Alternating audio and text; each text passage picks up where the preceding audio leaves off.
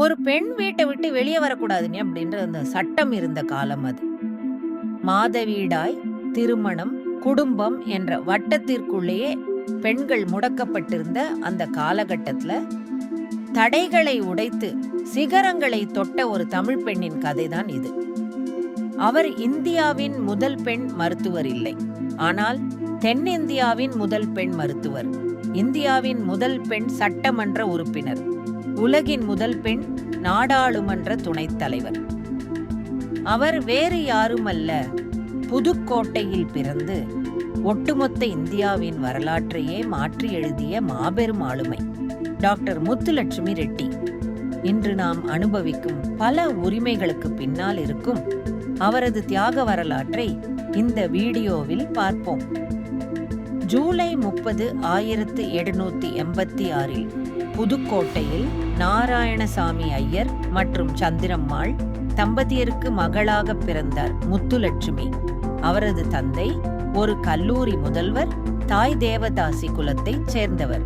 சமூகத்தில் இழிவாக பார்க்கப்பட்ட ஒரு பின்னணியில் இருந்து வந்ததால் முத்துலட்சுமிக்கு கல்வி கற்பது அவ்வளவு எளிதாக இருக்கவில்லை. அவருக்கு 13 வயது இருக்கும்போது அவருக்கு திருமணம் செய்ய குடும்பத்தினர் முயன்றனர். ஆனால் எனக்கு திருமணம் வேண்டாம், படிக்க வேண்டும் என்று பிடிவாதமாக மறுத்தார் முத்துலட்சுமி. அவரது தந்தை அவருக்கு ஆதரவாக நின்றார். மெட்ரிகுலேஷன் தேர்வில் புதுக்கோட்டை சமஸ்தானத்திலேயே முதல் மாணவியாக தேர்ச்சி பெற்றார். ஆனால் அப்போது இருந்த மகாராஜா கல்லூரியில் பெண்களுக்கு அனுமதி இல்லை. சமூகத்தின் எதிர்ப்புகளையும் தாண்டி புதுக்கோட்டை மார்த்தாண்ட பைரவ தொண்டைமான் மகாராஜா முத்துலட்சுமியின் திறமையை பார்த்து அவருக்கு உதவித்தொகை வழங்கி படிக்க அனுமதித்தார். இதுவே அவரது முதல் வரலாற்று வெற்றி. 1907 சென்னை மருத்துவக் கல்லூரியில் நுழைந்தார் முத்துலட்சுமி. அந்த கல்லூரியில் சேர்ந்த முதல் இந்திய பெண் அவர்தான். நூற்றுக்கணக்கான ஆண்கள் படிக்கும் அந்த வளாகத்தில் ஒரே ஒரு பெண்ணாக அவர் எதிர்கொண்ட சங்கடங்களும் கேலிகளும் ஏராளம். அவருக்கு ஆஸ்துமா நோய் இருந்தது. உடல்நிலை சரியில்லாத போதும் இரவும் பகலும் படித்து 1912 சென்னை மருத்துவக் கல்லூரியின் முதல் பெண் மருத்துவராக, அதுவும் தங்கப்பதக்கத்துடன் தகுதி பெற்றார். இதன் பிறகு இந்தியாவின் முதல் அறுவை சிகிச்சை நிபுணர்களில் ஒருவரான டாக்டர் சுந்தர ரெட்டியை அவர் திருமணம் செய்தார். ஆனால் ஒரு நிபந்தனை: திருமணத்திற்கு பிறகும் என் சமூக சேவைக்கும் மருத்துவ சேவைக்கும் நீங்கள் தடையாக இருக்கக்கூடாது. அதற்கு சுந்தர ரெட்டியும் சம்மதித்தார்.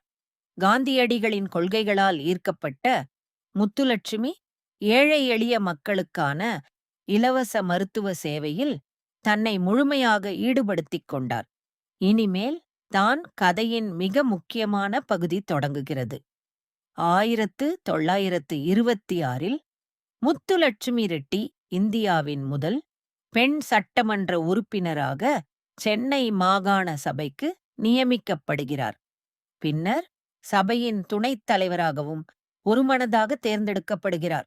சட்டமன்றத்தில் அவர் கொண்டு வந்த சட்டங்கள் இன்று நாம் வாழும் நவீன சமூகத்திற்கு அடித்தளமாக அமைந்தன. சாரதா சட்டம் பெண்களின் திருமண வயதை உயர்த்துவதற்கான சட்டத்தை தீவிரமாக ஆதரித்தார். பெண்களுக்கு சொத்துரிமை, ஆண்களுக்கு நிகராக பெண்களுக்கும் சொத்தில் பங்கு இருக்க வேண்டும் என்று குரல் கொடுத்தார். ஆனால் அவர் செய்த மிகப்பெரிய புரட்சி தேவதாசி முறை ஒழிப்பு. இறைவனின் பெயரால் இளம் பெண்கள் கோவில்களுக்கு அர்ப்பணிக்கப்பட்டு சுரண்டப்படும் ஒரு கொடூரமான வழக்கம் அது.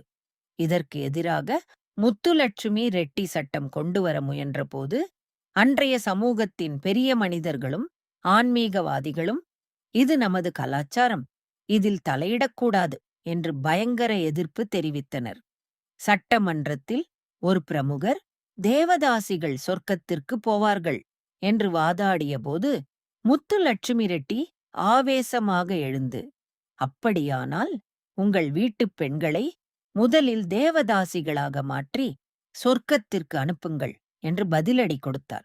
மூவலூர் ராமாமிர்தம் அம்மையார், பெரியார் போன்றவர்களின் ஆதரவோடு பல ஆண்டுகள் போராடி 1930களில் தேவதாசி ஒழிப்புச் சட்டத்தை சென்னை மாகாணத்தில் நிறைவேற்றக் காரணமாக இருந்தார். தேவதாசி முறையில் இருந்து மீட்கப்பட்ட பெண்களுக்கும் கணவனால் கைவிடப்பட்ட பெண்களுக்கும் தங்குவதற்கோ படிப்பதற்கோ இடம் இல்லை என்பதை உணர்ந்தார். அவர்களுக்காக 1930 அவர் தொடங்கிய காப்பகம்தான் சென்னை சாந்தோமில் உள்ள ஔவை இல்லம். இன்றும் ஆயிரக்கணக்கான பெண்களுக்கு அது வாழ்வளித்து வருகிறது. அடுத்ததாக அவரது வாழ்க்கையை மாற்றிய ஒரு சோகம் நிகழ்ந்தது. முத்துலட்சுமியின் தங்கை புற்றுநோயால் பாதிக்கப்பட்டு சரியான சிகிச்சையின்றி இறந்து போனார். அந்த வலி அவரை ஒரு புதிய சபதத்தை எடுக்க வைத்தது. இந்தியாவில் புற்றுநோயால் யாரும் சாகக்கூடாது. அரசாங்கத்திடம் உதவி கேட்டார். நிலம் கேட்டார்.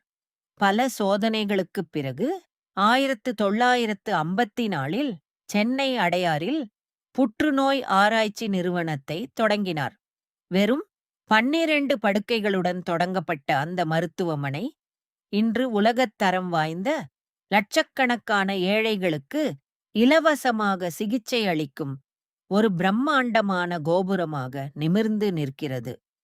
சமூக சேவையின் உச்சமாக 1956 இந்திய அரசு இவருக்கு பத்ம பூஷன் விருது வழங்கி கௌரவித்தது. தனது வாழ்நாள் முழுவதும் பெண்களின் கல்விக்காகவும் ஆரோக்கியத்திற்காகவும் போராடிய இந்த சிங்கப்பெண் ஜூலை 22, 1968 தனது 81வது வயதில் மறைந்தார். டாக்டர் முத்துலட்சுமி ரெட்டி என்பவர் வெறும் ஒரு மருத்துவர் அல்ல, அவர் ஒரு சகாப்தம்.